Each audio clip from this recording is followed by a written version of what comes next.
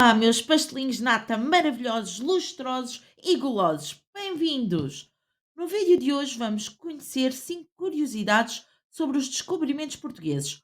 Um feito histórico impressionante de desbravamento de terra e mar que deu o mundo ao mundo, iniciou uma nova era e criou a globalização. Vamos ao vídeo.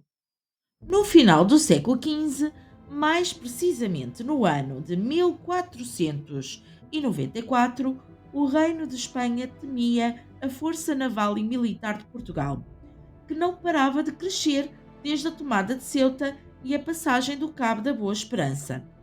Esta situação levou a uma negociação entre as duas forças ibéricas que ficou conhecida como o Tratado de Tordesilhas. Um facto muito curioso sobre este tratado foi a teimosia do rei português Dom João II de que o meridiano de Tordesilhas, que dividiria o domínio do mundo entre Portugal e Espanha, passasse especificamente pela linha das 370 léguas a oeste de Cabo Verde. Dom João II recusou a proposta do Papa Alexandre VI de traçar a linha a 100 léguas e recusou também a proposta de Espanha para as 250 léguas. Após um duro braço de ferro, Dom João II conseguiu então as tão desejadas 370 léguas, porque só com o meridiano localizado a 370 léguas a oeste de Cabo Verde em favor de Portugal, conseguiríamos o acesso a Belém do Pará e a Laguna. Isto deu-nos não só cerca de metade do território que é hoje o Brasil, a outra metade seria posteriormente conquistada pelos nossos bandeirantes, mas também nos deu acesso exclusivo à reentrância de costa entre Cabo Frio e Laguna, que permitiria aos navios portugueses transitar entre a Índia e Lisboa, trocando os ventos de norte-sul pelos ventos de oeste-este, fazendo a muito mais segura volta redonda. A vontade teimosa de Dom João II, pelas tão específicas 370 léguas, transparece claramente o seu prévio conhecimento da existência do Brasil, adquirido em viagens marítimas já realizadas por navegadores ao serviço da coroa portuguesa. Antes dos descobrimentos, o mundo era desconhecido, não havendo inclusive certeza se a Terra era plana ou esférica. Compreensivelmente, o desconhecido sempre aguçou a curiosidade e a imaginação dos homens, e não eram poucas as lendas sobre seres fantásticos e sobre os perigos do mundo além-mar. 2 pontos geográficos eram especialmente temidos: o Cabo do Medo e o Cabo das Tormentas. O Cabo do Medo era o nome dado ao Cabo Bojador, situado na costa do Saara, porque os navegadores que já haviam tentado dobrar o cabo não haviam regressado. A abundância de recifes de arestas pontiagudas na região e a baixa profundidade das águas, de apenas 2 metros a 25 km da costa, já em alto mar, tornavam a navegação extremamente arriscada. Por isso, acreditava-se que as águas a sul do Cabo Bojador eram insuportavelmente quentes e povoadas por seres bestiais e violentos. Gilianes dobrou finalmente o Cabo do Bojador em 1434. O Cabo das Tormentas, situado na costa da África do Sul, foi descoberto e assim apelidado pelo navegador Bartolomeu Dias em 1488, após ter sobrevivido a violentas tempestades.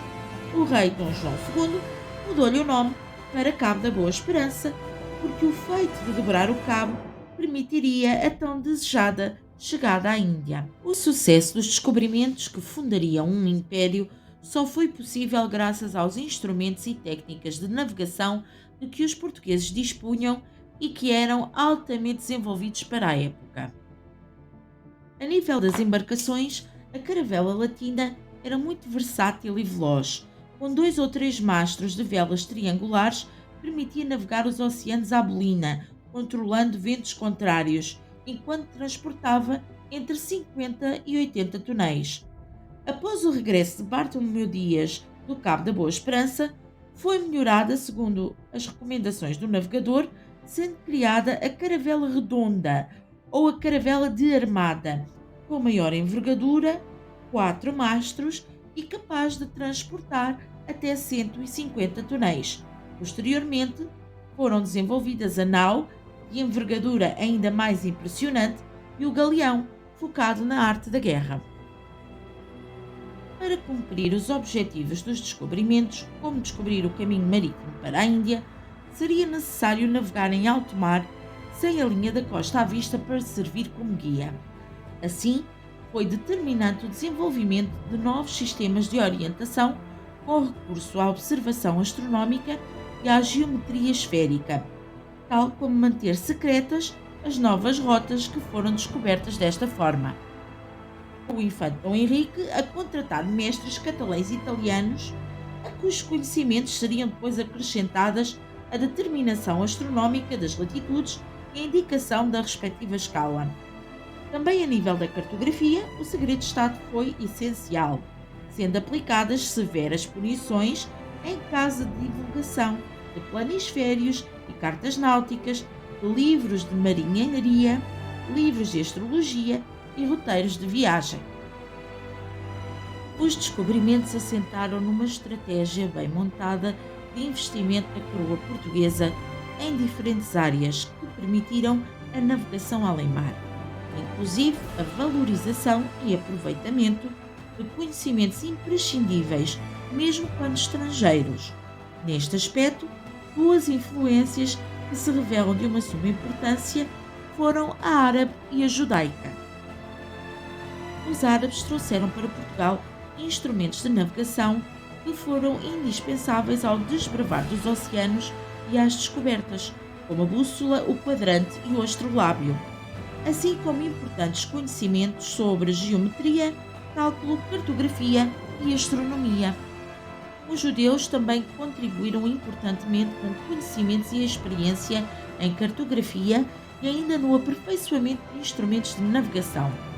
Destacamos como exemplo o matemático, físico e astrónomo Abrão Zacuto, a quem ficou a cargo o supervisionamento da rota das naus que levariam vasta gama à Índia, através do regimento das tábuas de declinação solar, do aperfeiçoamento do astrolábio e do ensino dos nomes dos ventos ao redor da Estrela do Norte aos pilotos portugueses. Acredita-se que foram os portugueses que, ao chegarem à China na época dos descobrimentos e ao estabelecerem comércio com este país asiático, disseminaram a comercialização da laranja que a introduziram na Europa no século XVI e mais tarde no continente americano. Por ser introduzida pelos navegadores vindos de Portugal, a laranja acabou por receber um nome semelhante em vários países europeus. Na Roménia diz-se portocale, na Bulgária portocal, na Turquia diz-se portakal e na Grécia portocali. Os portugueses também expandiram o seu comércio para o Médio Oriente, pelo que o mesmo fenómeno se passou nos países de língua persa, como o Irão, Afeganistão, Arménia, Geórgia e Iraque, onde se chama portekal, e nos vários países de língua árabe, incluindo Arábia Saudita, Bahrein e Egito, onde se chama albortugal.